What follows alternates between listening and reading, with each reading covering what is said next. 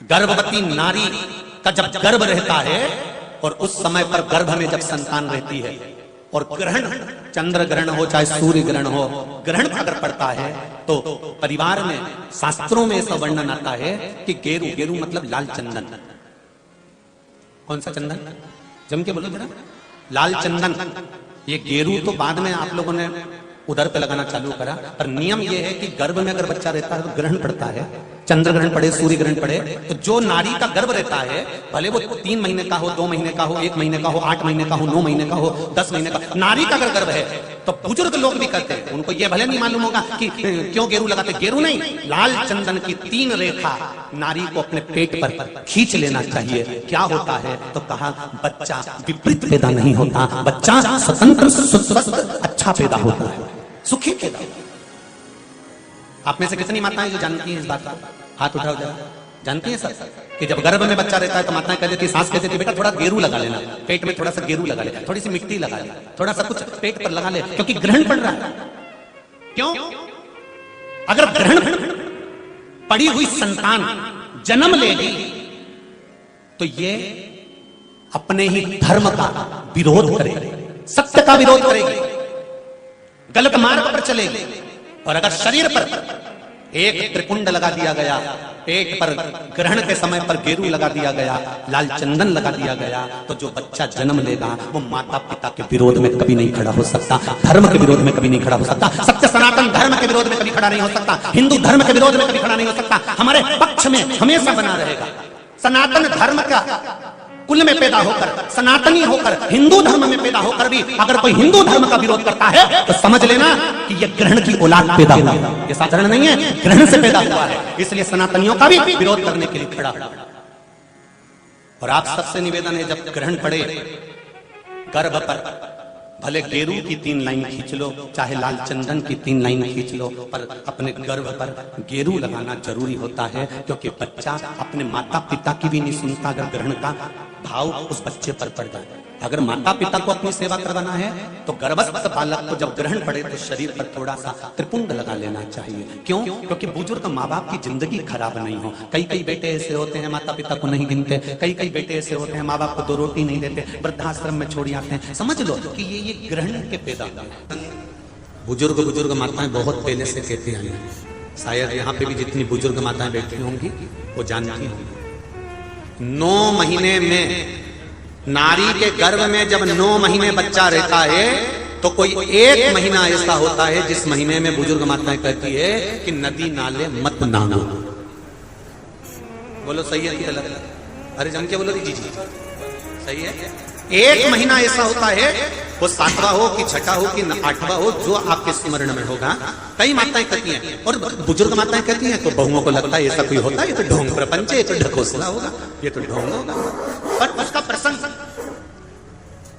कई बहुओं ने माताओं से कहा होगा ऐसा कोई होता है क्या कि मैं मायके नहीं जाऊं और ये वाले महीना 1 महीना 9 महीने में 1 महीना मेरी माताओं के गर्भ के समय का ऐसा होता है कि जिस महीने में बुजुर्ग माताएं कह देती है कि इस महीने में तुम नदी नाले मत लांगो, अपने घर में रहो, स्वस्थ रहो, ना कहीं जाना ना कहीं आना। डॉक्टर को दिखाने जाना हो तो चले जाओ, मना नहीं, पर नदी नाले लांग कर मत जाना, इधर हो तो चले जाओ। बुजुर्ग माताएं कहते हैं। अब इन बुजुर्ग माताओं को किसने बताया ये कि नदी नाले मत नांगना? वो प्रसंग ये शिव महापुराण की तर्पण, जो शिव पुराण की कथा आप सुन रहे हो, वो प्रसंग यहां मिलता है कि स्वधा तप कर रही है और उसके तप करते समय वो अपने बच्चों को जन्म देने वाली है, और उस समय पर यमराज की धर्मपत्नी धुमोरना समझाने के लिए आती है। 1 महीना लगता है धुमोरना को स्वधा को समझाने के लिए। इसलिए हमारे यहाँ पर बुजुर्ग माताएं कहती है कि इस महीने में तो नदी नाले मत नांगना, क्योंकि यम की पत्नी आई है।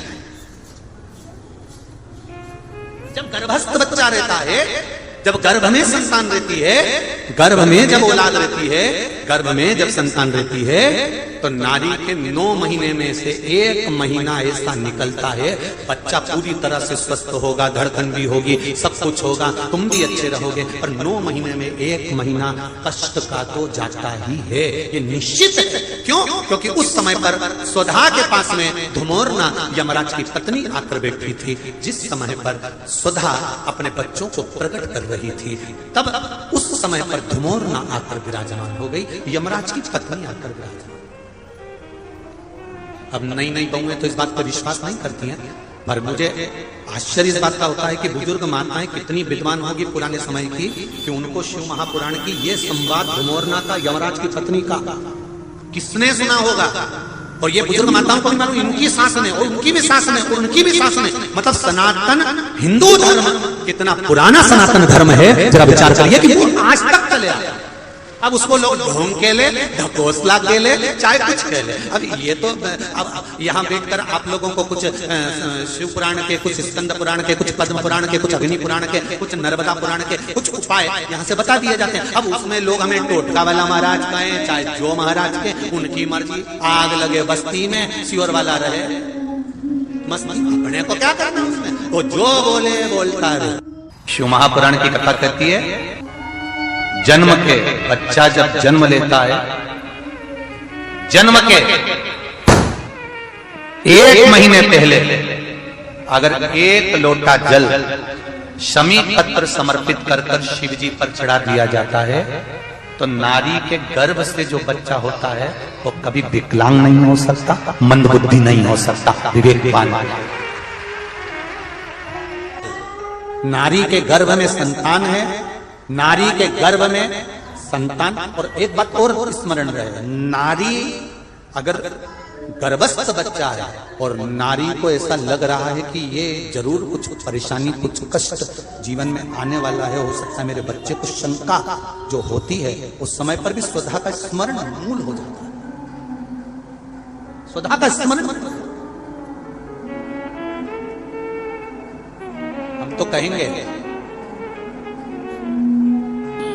कई लोगों ने भ्रम पैदा कर रखा है, कई लोगों ने भ्रम पैदा कर रखा है। कई महाराज लोग कह देते हैं कि जब गर्भ से नारी रहे तब शंकर भगवान को ना छुए, शिवलिंग का स्पर्श ना करे, शंकर जी को छुए नहीं। ना जाने कौन से महाराज ने कह दिया, एक आध बार मिल जाए तो पकड़ के सी और लिया, जिसने कहा। जब शिव महापुराण की कथा कर रही है, अकाल मृत्यु को मरे जो काम करे चंडाल का, और काल उसका क्या बिगाड़े जो भक्त हो महाकाल का। जो शंकर का उपासक होता है, शंकर का स्पर्श करता है, शिवलिंग का मात्र स्मरण, केवल स्मरण, केवल स्पर्श करता है, तो कहा उसके कौटि कौटि पाप छिन्न हो जाता है। तो गर्भस्थ नारी, अरे भाई लिंगायत संप्रदाय का वर्णन हिंगोली से करा था, परली से करा था कि लिंगायत संप्रदाय में शिवलिंग को मानते हैं।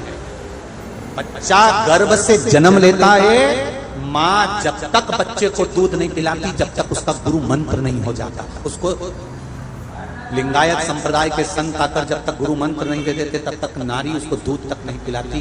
यहां तक वर्णन, विचार करिए जरा। तो फिर कौन ने कह दिया कि शंकर भगवान के शिवलिंग को छूना नहीं चाहिए, गर्भवती नानी को स्पर्श नहीं करना चाहिए? और कौन सी पुराण में लिखा है, कौन से शास्त्र में लिखा है? यहां शास्त्र कह रहा है, शिव महापुराण, स्कंद पुराण, लिंग पुराण, नर्मदा पुराण, पद्म पुराण वर्णन करती है। आप दिल से, हृदय से, चित्त से शंकर भगवान की आराधना कर सकते हो। हाँ, नारी अगर गर्भस्थ बालक है और उसको चिंता है, बहुत टेंशन है, और उसके साथ शिव की आराधना कर रही है, तो बाबा के ऊपर एक बेलपत्र भी अगर वो चढ़ा रही है चावल के दाने के साथ, तो ये निश्चित है कि स्वधा उसके गर्भ की रक्षा करती है और बच्चा समाप्त नहीं हो सकता। ये निश्चित है। स्वधा तप करी, साधना करी, और तप साधना कर कर स्वधा के सम्मुख में 3 बेटियां प्रकट हो गई हैं। वो 3 बेटी है महाराज, 3 महाराज, मैना, धन्या और कला, ये 3 बेटियों का प्रागट्य सम्मुख में हो गया।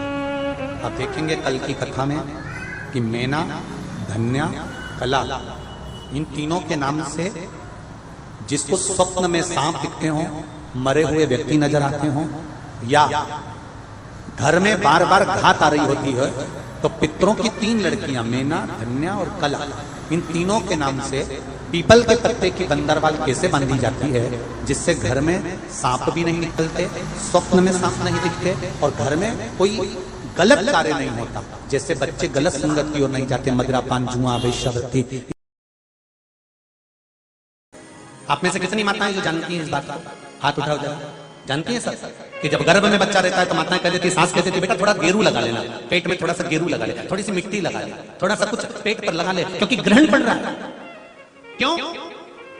अगर ग्रहण पड़ी हुई संतान जन्म लेगी तो ये अपने ही धर्म का विरोध करेगी, सत्य का विरोध करेगी, गलत मार्ग पर चलेगी।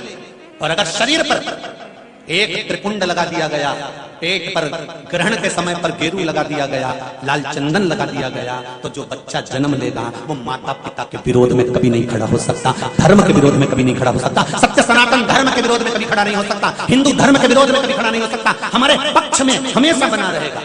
सनातन धर्म का कुल में पैदा होकर, सनातनी होकर, हिंदू धर्म में पैदा होकर भी अगर कोई हिंदू धर्म का विरोध करता है तो समझ लेना कि यह ग्रहण की औलाद पैदा हुआ है। यह साधारण नहीं है, ग्रहण से पैदा हुआ है। इसलिए सनातनियों का भी विरोध करने के लिए खड़ा हुआ। और आप सबसे निवेदन है, जब ग्रहण पड़े गर्भ पर भले गेरू की 3 लाइन खींच लो, चाहे लाल चंदन की 3 लाइन खींच लो, पर अपने गर्भ पर गेरू लगाना जरूरी होता है, क्योंकि बच्चा अपने माता पिता की भी नहीं सुनता अगर ग्रहण का भाव उस बच्चे पर पड़ जाए। अगर माता पिता को अपनी सेवा करवाना है तो गर्भस्थ बालक को जब ग्रहण पड़े तो शरीर पर थोड़ा सा त्रिपुंड लगा लेना चाहिए। क्यों? क्योंकि बुजुर्ग माँ बाप की जिंदगी खराब नहीं हो। कई कई बेटे ऐसे होते हैं माता पिता को नहीं गिनते, कई कई बेटे ऐसे होते हैं माँ बाप को 2 रोटी नहीं देते, वृद्धाश्रम में छोड़ आते हैं। समझ लो कि ये ग्रहण के पैदा बुजुर्ग माताएं बहुत पहले से कहती आई हैं। शायद यहाँ पे भी जितनी बुजुर्ग माताएं बैठी होंगी वो जानती होंगी। 9 महीने में नारी के गर्भ में जब 9 महीने बच्चा रहता है तो कोई 1 महीना ऐसा होता है जिस महीने में बुजुर्ग माताएं कहती है कि नदी नाले मत नांगो। बोलो सही है कि गलत? अरे जम के बोलो जी जी सही है। 1 महीना ऐसा होता है, वो 7वां हो कि 6ठा हो कि 8वां हो, जो आपके स्मरण में होगा। कई माताएं कहती हैं और बुजुर्ग माताएं कहती हैं तो बहुओं को लगता है ऐसा कोई होता है, ये तो ढोंग प्रपंच है, ये तो ढकोसला होगा, ये तो ढोंग होगा। पर उसका प्रसंग कई बहुओं ने माताओं से कहा होगा ऐसा कोई होता है क्या कि मैं मायके नहीं जाऊं और ये वाले महीना 1 महीना 9 महीने में 1 महीना मेरी माताओं के गर्भ के समय का ऐसा होता है कि जिस महीने में बुजुर्ग माताएं कह देती है कि इस महीने में तुम नदी नाले मत लांगो, अपने घर में रहो, स्वस्थ रहो, ना कहीं जाना ना कहीं आना। डॉक्टर को दिखाने जाना हो तो चले जाओ, मना नहीं, पर नदी नाले लांग कर मत जाना। इधर हो तो चले जाओ। बुजुर्ग माताएं कहती हैं।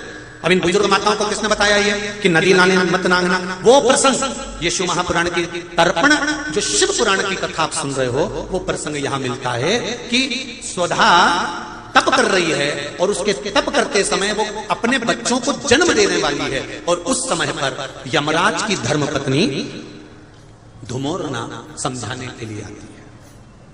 1 महीना लगता है धुमोरना को स्वधा को समझाने के लिए। इसलिए हमारे यहाँ पर बुजुर्ग माताएं कहती है कि इस महीने में तो नदी नाले मत नांगना, क्योंकि यम की पत्नी आई है। जब गर्भस्थ बच्चा रहता है, जब गर्भ में संतान रहती है, गर्भ में जब औलाद रहती है, गर्भ में जब संतान रहती है, तो नारी के 9 महीने में से 1 महीना ऐसा निकलता है बच्चा पूरी तरह से स्वस्थ होगा, धड़कन भी होगी, सब कुछ होगा, तुम भी अच्छे रहोगे। पर 9 महीने में 1 महीना कष्ट का तो जाता ही है, ये निश्चित है। क्यों? क्योंकि उस समय पर स्वधा के पास में धुमोरना यमराज की पत्नी आकर बैठी थी। जिस समय पर स्वधा अपने बच्चों को प्रकट कर रही थी, तब उस समय पर धुमोरना आकर विराजमान हो गई, यमराज की पत्नी आकर विराजमान। अब नई नई बहुएं तो इस बात पर विश्वास नहीं करती हैं, पर मुझे आश्चर्य इस बात का होता है कि बुजुर्ग माताएं कितनी विद्वान होगी पुराने समय की कि उनको शिव महापुराण की ये संवाद धुमोरना का यमराज की पत्नी का किसने सुना होगा। और ये बुजुर्ग माताओं को भी मालूम, इनकी सास ने और उनकी भी सास ने